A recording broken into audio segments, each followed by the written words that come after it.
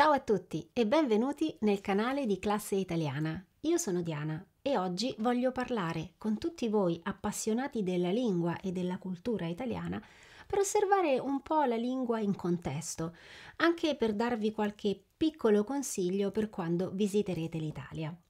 Il contesto di oggi è il bar, un luogo che noi italiani amiamo molto e frequentiamo molto. Infatti per noi è sempre il momento giusto per una pausa caffè.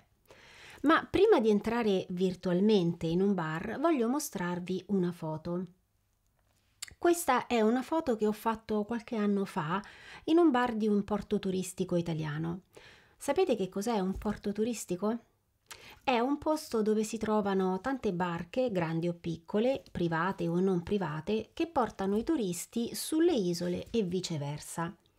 Quando sono entrata in quel bar per prendere un caffè, sul bancone ho visto questo. Se lo guardi molto velocemente e senza attenzione, sembra solo un menù con i prezzi dei prodotti. Ma non è un menù normale perché c'è solo un prodotto, il caffè, e ha 3 prezzi differenti che non dipendono dal tipo di caffè. Infatti il prezzo dipende dalla lingua che usi per ordinarlo. Ritorneremo su questa foto dopo che avremo ascoltato e analizzato cosa dicono gli italiani quando entrano al bar. Buongiorno, mi fa un caffè per favore? Buongiorno, potrei avere un caffè? Buongiorno, vorrei un caffè, grazie. Un caffè, per favore. Un caffè? Il solito. Avete sentito? Questi sono alcuni dei modi più comuni in cui un italiano ordina qualcosa. Analizziamoli insieme per riflettere sulla loro forma e capire quando e se utilizzarli in un bar italiano. La prima persona dice: Buongiorno, mi fa un caffè per favore?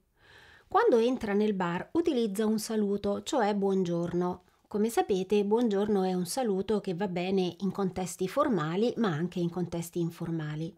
In questo caso la persona va avanti con una richiesta gentile perché usa una domanda formale, cioè mi fa un caffè? Il cliente teoricamente non deve fare una domanda perché il barista è lì proprio per fornire un servizio. Il cliente potrebbe fare la sua ordinazione con un imperativo come mi faccia un caffè, però preferisce usare la domanda e decide di fare la domanda in terza persona singolare, quindi in modo formale. Questo è un segnale di rispetto verso il barista e significa anche che evidentemente il cliente non frequenta spesso questo bar. Un piccolo consiglio: se un giorno verrete in Italia e entrerete in un bar per la prima volta, potrete fare la vostra ordinazione in questo modo. Adesso vediamo il secondo cliente. Buongiorno, potrei avere un caffè? Anche questo cliente sceglie di fare una domanda e usa il condizionale del verbo potere in prima persona. Un'alternativa a questa forma è: mi potrebbe fare un caffè? Anche questo è un modo molto gentile di fare un'ordinazione. Questo significa che anche questo cliente, come il cliente precedente, non va spesso in questo bar e non ha un rapporto di familiarità con le persone che lavorano lì. Naturalmente voi potete usare anche questo. Il terzo cliente dice: Buongiorno, vorrei un caffè, grazie. Anche lui usa un condizionale per fare una richiesta gentile e anche lui aggiunge un'espressione di cortesia alla fine con un grazie. Evidentemente un altro cliente occasionale. Questa è una lingua più semplice rispetto alla lingua del primo e del secondo cliente. Se volete usare questa formula quando venite in Italia va benissimo. E adesso vediamo invece gli altri clienti. Il numero 4 dice: un caffè, per favore. Questo è un modo non scortese di ordinare, ma non molto gentile, perché manca il saluto iniziale e la richiesta è molto diretta. Però almeno c'è la forma di cortesia finale, cioè il per favore. Questo può significare due cose. Primo significato: il cliente va spesso in quel bar e quindi può saltare i convenevoli, come si dice in italiano. Saltare i convenevoli significa dire o fare direttamente qualcosa senza un'introduzione gentile. Secondo significato: il cliente sceglie di non usare tanta cortesia. Punto. E anche questo è possibile. Non è bello, ma è possibile. Questa formula usa una lingua molto molto semplice, ma il mio piccolo consiglio per voi è di non usarla perché non è gentile, soprattutto se non siete clienti fissi. Quindi, quando venite in Italia, non usatela. Se volete una formula semplice, usate la formula del cliente numero 3. E ancora peggio fa il cliente numero 5 che dice solo un caffè, senza aggiungere un per favore o un grazie alla fine. Questo cliente o è un amico del barista o è davvero una persona poco gentile. Se venite a vivere in Italia, frequentate sempre lo stesso bar e conoscete molto bene il barista, allora potete usare questa formula. In tutti gli altri casi non usatela.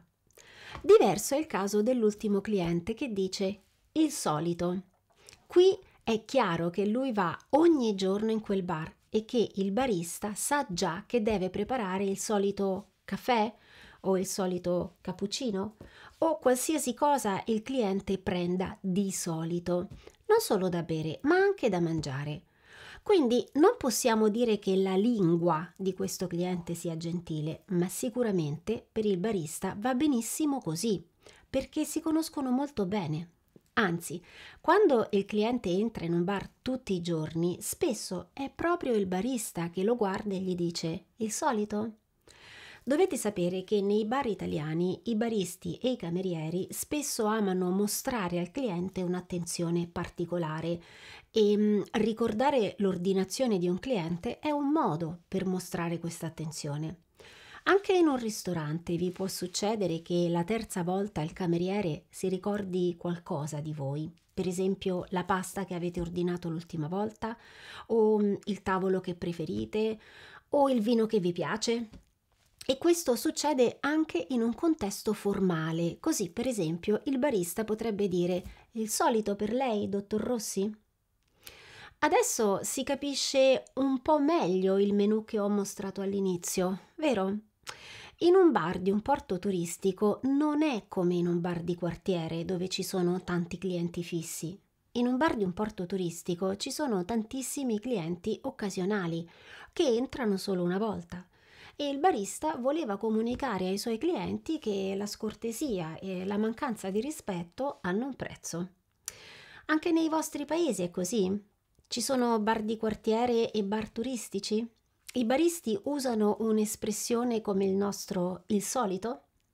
Ditemelo nei commenti al video o prenotate un incontro gratuito con un insegnante di classe italiana per condividere culture e abitudini. Cliccate sul link in descrizione e ci vedremo presto. Se invece volete fare un po' di pratica sul tema di oggi, andate in descrizione e cliccate sul link per entrare nelle attività gratuite di classe italiana e fare l'attività Gli italiani al bar. Per oggi è tutto. Grazie per aver studiato con me. Ciao a tutti da Diana di Classe Italiana.